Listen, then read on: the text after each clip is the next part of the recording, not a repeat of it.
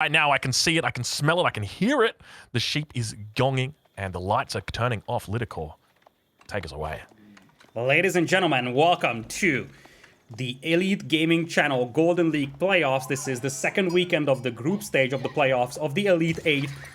And we do have Beastyqt versus Wham01 spawning in on the southern part of the map. It is going to be Beastyqt playing as the Beastyqt Dynasty in blue. And on the other side, who do we got, Aussie?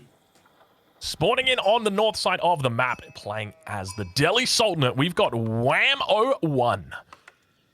I'm curious to see how this game is going to be unfolding because this is a matchup that Beastyqt has mentioned. He is a fan of this matchup for the Beastyqt Dynasty. He likes it. He thinks that it's a pretty decent spot for them. We do see a double scout opening here, so he's going to be looking to secure up that food. Obviously, Berry's going to be a bit of a battleground here for these players, so expect to see Beasty look to try and deny a lot of that food from his opponent. Will we see professional scouts? Probably not.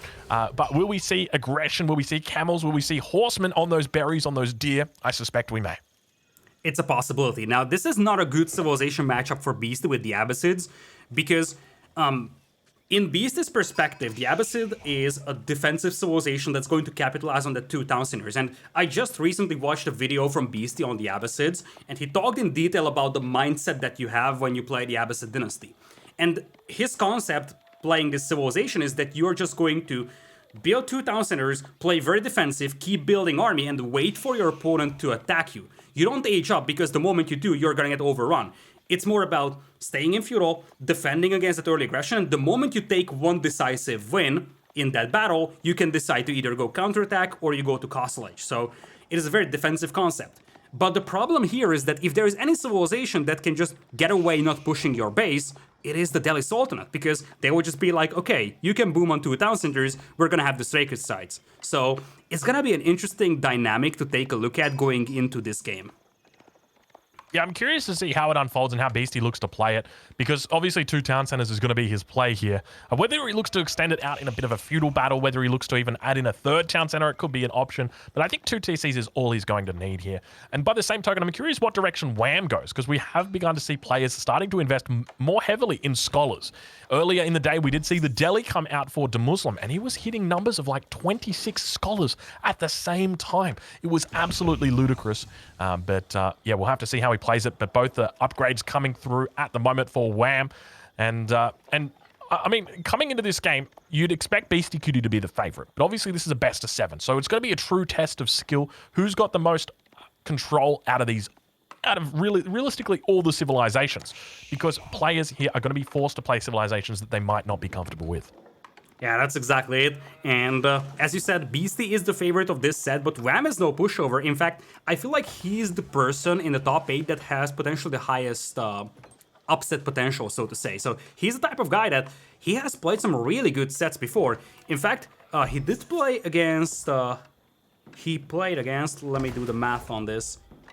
He played against Viper in the previous round. And he actually had some games taken away from Viper, so he has had some really good runs against Viper over here. Obviously, Beasty and Viper are the big names in this group, but Wham, he could be the guy from the outside looking in for that second spot in the group. If he can pull an upset here, that would be a huge step towards that goal. Yeah, well, he's going to have to take 4 games away from Beastyqt. That is quite the ask, but we'll see exactly how he looks to play it, because the wheelbarrow is coming through, the age up is coming through. Both of these guys looking to get into the second age. We can see the upgrades coming through now for Wham as well. I'm assuming that we've got I was going to say the Tower of Victory. I'm assuming we don't have the Tower of Victory, as Wham looks to put on the pressure. Both Wham and Puppy Paw, they are infamous for the damage that they love to do to these villages, often on gold mines, on stone mines, all that sort of stuff. And Dome of the Faith coming down for Wham. Back towards the base. So he is not running any sneaky shenanigans, but we see all the villagers for Beastyqt turning around, being upset, being annoyed with that scout as it tries its best to dish out some damage on those villagers and interrupt the gold mining. But second mining camp going to get thrown down here for Beastyqt. He is thinking about going for that second town center, and we start to see fresh foodstuffs as well as wheelbarrow coming through for him. Yeah, pretty standard Abbasid opening for him over here. Wham can obviously spot that mining camp. Even if he didn't see the mining camp, he sees the houses, and that's a sign that the Abbasid player is going for the stone there, because obviously the only reason why you're placing those houses the way that they are placed right now is because you want to channel that mining camp into your aura of the Golden Age. In fact, I'm fairly certain that Beasty already has Golden Age tier 1 unlocked here. And on the other side, Wham is just now reaching Feudal Age over here, likely with the Dome of Faith. Would be a very surprising turn of events if we saw the Tower of Defeat being used.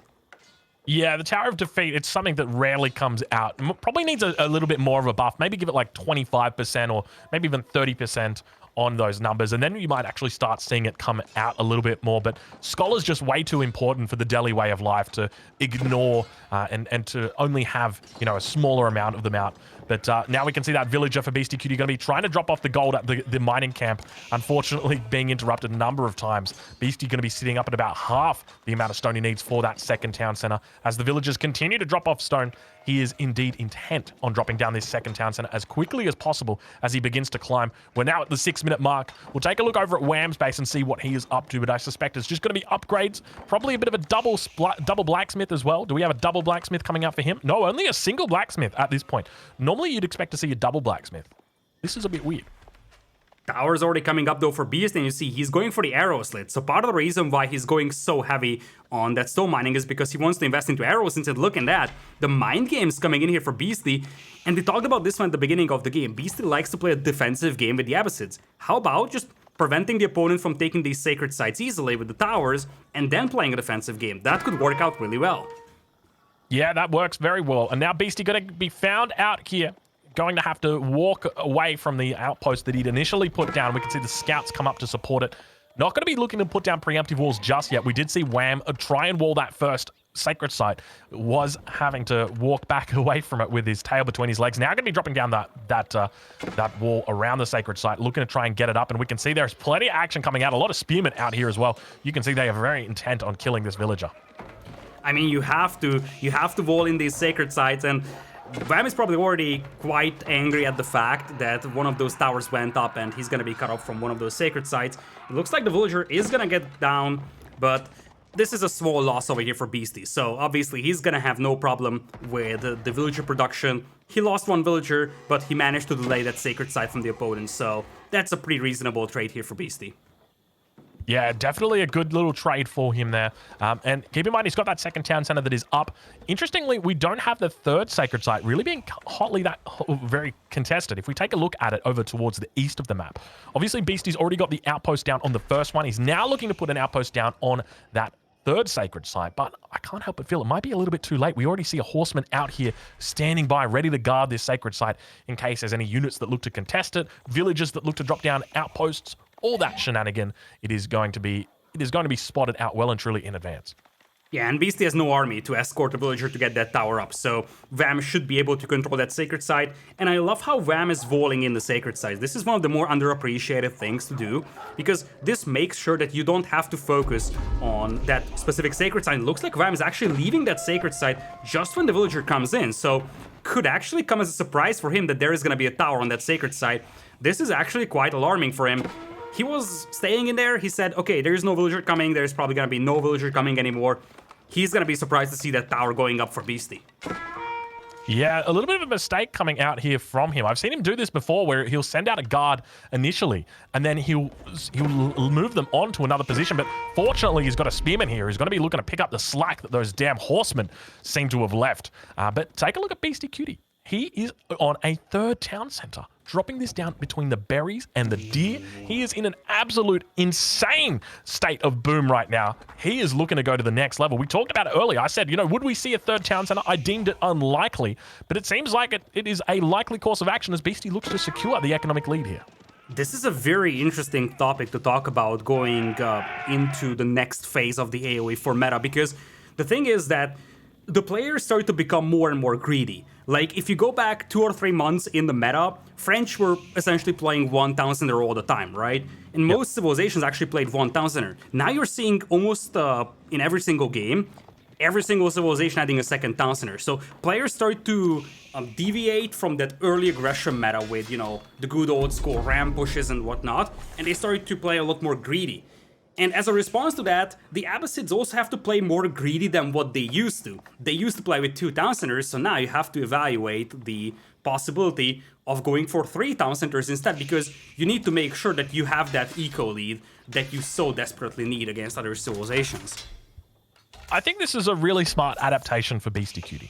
So if your enemy is booming, what is the appropriate response to that? For example, dropping a mill to make sure that your berries last a little longer. Beastyqt doesn't see that, and that could backfire pretty badly. You are losing 100 food per berry patch. Oh, he's going to respond to that, so you only lost like 100 or so. Yeah, not terrible. Spearman here already looking to try and deal with that. And you can see that Beastyqt trying to get up to that next stage. Wham going to be looking to deny it. Wham going to be getting up. But I want to go back to that question, that sort of theory. And chat, I'm asking you, YouTubers, I'm watching you guys as well if you're in the comments over there. You know, when you're up against an enemy that's focusing heavily on their economy, what do you want to do? You want to disrupt it.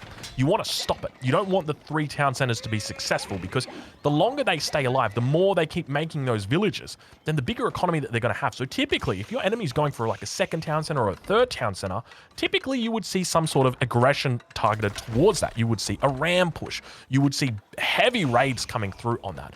That's normally what you'd see. But unfortunately, the Delhi player here, he needs to buy his own time. And the question is whether he's going to have, or whether he's going to be giving Beasty enough space to have these 3 town centers pay off. Because it definitely seems like it might be the case as Beasty continues to wall up and prevent any sort of shenanigans coming through. It seems like he's almost discounted the fact. He's just said, look, you take the sacred sites. I don't even care. You have them. You can have 2 out of 3. I'll keep the one in the middle just for myself. You know, we're not going to take that. You can take the relics as well. I'll see you in Imperial Age. Yeah, that's exactly it. And you see, Vam is dropping barracks. So you might think, oh shoot, men-at-arms are coming in, how is Beasty going to defend? But hold on, Beasty is going into Castle Age, and it's going to take some time for those men-at-arms to arrive. And this is the concern that you're having when you're trying to time that men-at-arms push. Like, try to beat your opponent into Castle Age with the men-at-arms, because you need a lot of time, a lot of advantage going into Castle Age to do that. Otherwise, what's gonna happen is that by the time you get there with your first couple of men-at-arms, Beast is gonna be up to Castle Age with 2 archer ranges, and he's gonna have crossbows to respond to your men-at-arms with. This, right now, is a very nice position for Beast to be in. Yeah, he's got to make sure he gets those walls up. We can actually see a villager might be able to wall out the scholar. He's going to just sneak past, and in fact, he stands on top of the wall. He's like, hold on, I've got some friends that are coming here. Don't mind if I do. Villager might get turned. Beastie got to be careful. You can see he's playing with fire right there, but fortunately, Wham doesn't capture anything, and now a re-wall comes through. He walls Beastie out. He says, nah, that ain't the way it goes, sister. And now we can see Wham going to be falling back from that position. And Wham always going to have the option to come back through on that angle. Might just decide to delete the wall. We'll find a potential avenue through. Beastyqt not walling. Look at that wall that he issued a command for, but we don't see it actually coming up. And now the flood begins for Wham. This could be bad for Beastie.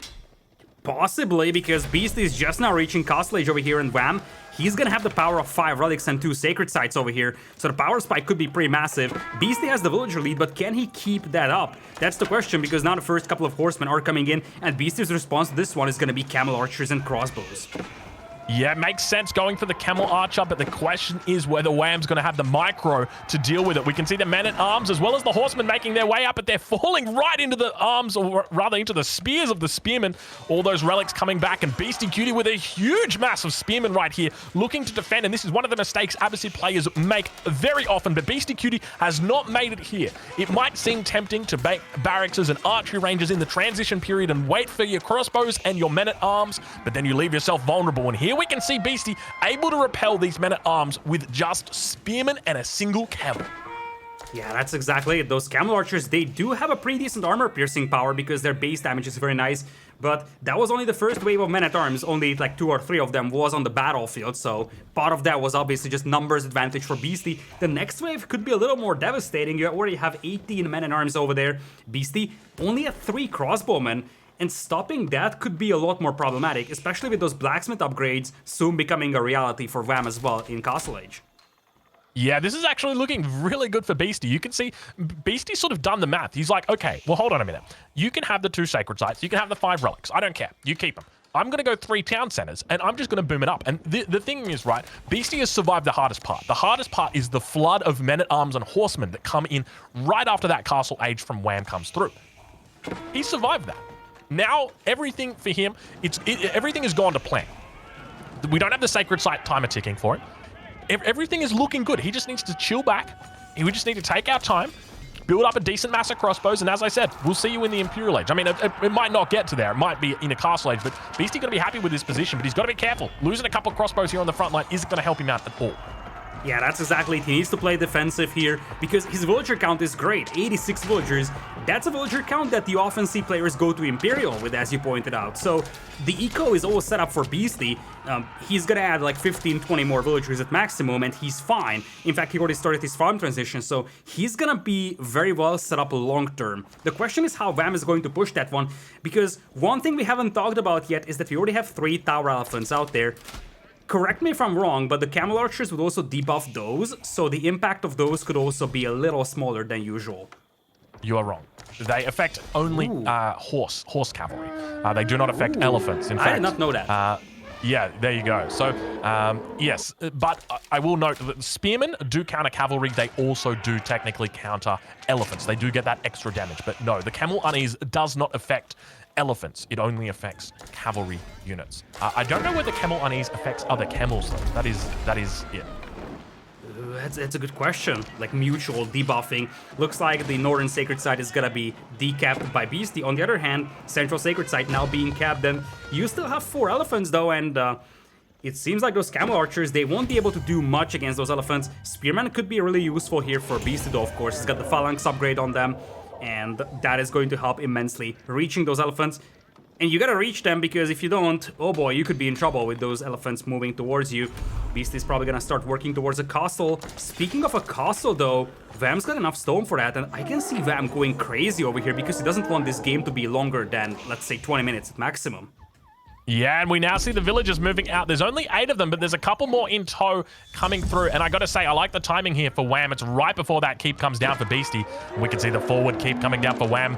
Army looking pretty decent for Beastyqt, but at the same time, you got to keep in mind those scholars are going to be on the back line, healing up for Wham. He's going to be trying his best to hold on. The scholars doing a great job. The camels on the backside going to be looking to focus these down, and it's going to be difficult. You can see one of the elephants gets pulled back, but the forces now for Beastyqt are starting to look under pressure. The keep going to be coming down. He's got enough to throw down a keep himself. We'll see if he looks to do it, but there's plenty of units starting to funnel into the base. Beasty going to be looking to drop down a keep. It's going to be a race. We've got a keep off in the middle of the base. 17 minutes into this game, and it looks like Beasty is definitely getting put up against the fence right now, up against the ropes right now. He is struggling. The scholar on the backside continuing to heal up, and these elephants are looking to rampage through the base of Beasty like a tiny town in Thailand. This is not pretty right now for him. Yeah, Beasty's forces are just disappearing from the battlefield. Look at that, his army has vanished. He's gonna get that castle, but as you said, the elephants, you just right-click into the base. The castle gets cancelled. Vam is gonna go even more aggressive. Look at the aggression coming out from him, and this is looking terrible right now for Beastyqt. Just the fact he had to come out and mine this extra 200 stone, that would have been completely different if this keep had been up when he needed it up just 30 seconds earlier, and he would have been A-okay, but now he's struggling. He manages to get the wall off behind there. There's going to be no reinforcements coming through. It is a trap. That is correct. You're not in here with me. I'm in here with you. Wait a minute. No, it's the other way around, but we can see that Wham's still in a very good position at this point as the elephants. Look at this. This is a smart move by Beastyqt. He turns the attention of Wham over towards this wall. He says, hey, make sure you take out this wall, hey? And that's exactly what he does. He looks to try and take it out, but now Beasty really getting put up against a rock and a hard place. This is terrible for him. It's terrible because all his production buildings are over there, and Beasty only has 18 armies, 6 crossbows, 7 spearmen, 5 men-at-arms. Good luck stopping 8 tower elephants, and look at that, Siege Workshop coming in on the front line immediately for Vam. He knows that the Abbasids only have 2 landmarks to take down, the starting TC and that House of Wisdom, and guess what, your elephants, they can just chill right next to the town center, kill the farming eco, and if they're not killing the farming eco, they can start focusing on that TC. This is a difficult hold here for Beasty, and he could be in trouble here despite having a double the villager count as his opponent, actually. I love those elephants just knocking on the door of the town center. It's just knock, knock. No, it's not the United States. It is the Delhi, and they are here with their elephants, and look at them just pushing through here. This is looking beautiful for Wham right now. This is the timing that he was searching for. The Beasty looks to try and hold. He's got the catapult, rather the trebuchet, down towards the south. The Scholar's sprinting in at light speed, looking to help out, lend a hand, and heal up. But Beasty knows he's in trouble. That first landmark going to be going down, it looks like, as the elephants continue towering their way through the forces, through the fields, and Now, at the same time, Beasty's going to be looking to try and repel, but he doesn't really seem to have much. The first Tower War Elephant does go down. He's going to be pulling up more Scholars. The Town Center actually firing down the Scholars and now falling back towards his keep. He's dropped down a Siege Workshop on the front side as well. Trebuchet is going to be coming out for him shortly as well. And now both players looking to try and trap it up. A second Trebuchet out for Beastyqt. He is trying to hold on down on this south side. He's almost got enough stone to drop a second keep. He might be thinking about doing it. It is a tough position for him, but he might be able to hold here. There's plenty of space back here for a keep if he needs to drop it down. Yeah, there's plenty of space over here. Some of the elephants here for Wham are not on the battlefield, though I only count 5, and he's got 8 in total, so reinforcements are slowly trickling in. Beasty is building up his forces over here, but the first Trebuchet is out now, and even if you lose that castle if you're Wham, it doesn't matter if you take down those landmarks, and Beasty has to respect that. His starting town center is soon gonna be history. Springald Tower is coming in, though, and that could help immensely against all those chunky elephants out there. And more Springald outposts coming in now for Beastyqt, and you can see Beasty's actually focusing down the Siege Workshop for Wham. That means he can't make his own Trebuchets, means he can't clear these Springald emplacement outposts, and that's going to be dumping down even more damage. And now all of a sudden, Beastyqt looking like he might be strong. He's got crossbows out, he's focusing down the Scholars on the backside. There's a fair few elephants that are still in here, but it doesn't look like it's going to be too long. Wham is trying his best to hold on with these elephants in the base. You can see he's worked his way through that town center, about 40% health remaining on it, and still those elephants continue to rampage over the top of the crossbows. And this is what's so difficult to deal with when you've got these crossbows, when you've got these elephants in the base. How do you even deal with this? It just becomes so difficult. The numbers here are very, very in favor of Wham. He's trying his best to force Beastyqt out, but Beasty, of course, he's one of the infamous players when it comes to tapping out. He's not going to tap out, not in a position like this. He still thinks he can hold. It is absolutely fine. The house is on fire, but it is absolutely fine. Indeed, it's also fine for him. He managed to take down at least one Trebuchet with those Springolds. He still has those 2 Springold towers up there, and the Scholars slowly getting picked off. We are down to just 4 Scholars out there for Vam. Beasty still has a massive eco. If this push stalls out for Vam, it's game over for him. He's still at 59 villagers only, but 10 Tower War Elephants. Town Center barely standing over here for Beasty, and Beasty has to start adding farms. That's a disaster. Look at those Lumberjacks, almost depleting the forest, yet to transition to farms. This transition comes at the worst possible moment over here for Beasty, with him trying to drop a second castle over here. There's a Trebuchet right next to it for Vam. If he gets a shot out, he could immediately destroy that. Yeah, he's trying his best to close out this game. And honestly, watching Beastyqt play this, I realize they have the same problem that China's got. And there's no real way to deal with mass elephants in the third age. My streamer's stopped. I don't know if yours has as well. Hello? F's in the chat? F's in the chat again? Lidakor, are you there? Yeah, I'm here. We call this slow motion. Oh, boy. Vodka, please move to frame 1337, please. F's in the chat as Beasty's trying. I can see a little bit of movement in there. There we go. Back we are. I think we're good. I'm going to try and sync up with you just to make sure. Oh, no, the stream has jumped ahead by a huge amount. I'm going to make sure that I use the stream here instead. Frame 1467. Thank you, Vodka. I wish I could... Oh, jeez, Lidakor. Oh, this is going to be tough. Oh, the castle's burning. Oh. Beastyqt going to be trying to repair it up, but the elephant's going to be just focusing it down, targeting down those villages. And look at the numbers here for Wham are looking incredible. He's got 5 trebuchets. That was the missing component.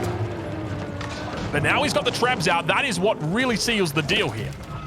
And because those trebuchets are going to be the difference here, and we might have an upset on our hands here because Wham is looking incredible as he continues. The town center going to be going down. The landmark is destroyed, and Beastyqt is down to 1 landmark, ladies and gentlemen. That is right. That is all you've got. Now, we know that this game ends soon, but we don't know which way it could go. The first way that it could go is that Wham somehow manages to take out the landmark of Beastyqt. The other way is that Beastyqt pulls 111 of his villagers and looks to try and focus down each and every one of those elephants lovingly with their daggers.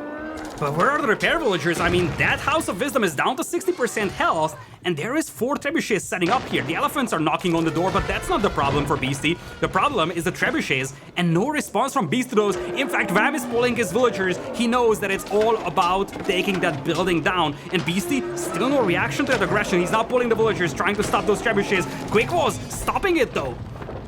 Beasty pulling the villagers just like we suggested, but instead of going for the elephants with their daggers, they look to pull out their torches, turning their attention towards the trebuchets. Another keep going to be coming up. Wham turns his attention towards it, and looks like the keep might be going down before it gets the chance to go up, and indeed it does. Beastyqt loses all of the stone. It gets cancelled away, and now he's going to be able to focus down all of his attention on that House of Wisdom. He's going to need more than the wisdom of that house if he's going to survive this, because he's looking like he's in trouble right now, Lidakor.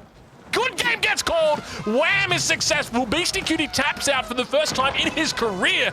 There you go. What an impressive show of force by Wham. Oh my goodness, I mean, this is really the best case scenario for Wham here. And this wasn't an easy push, make no mistake. It may have seemed like this was gonna be easy, but I can assure you it wasn't. It's not something that you can just, right-click that town center is gone. It's a lot of delicate micro, making sure that Beasty can't snipe your trebuchets with his springles, making sure you get rid of those springle towers out there. And Wham just played this one so well. Beasty was under so much pressure, and as you said, the Abbasids struggled to stop all those elephants in Castle H here. Wham gets an astronomical win over Beasty.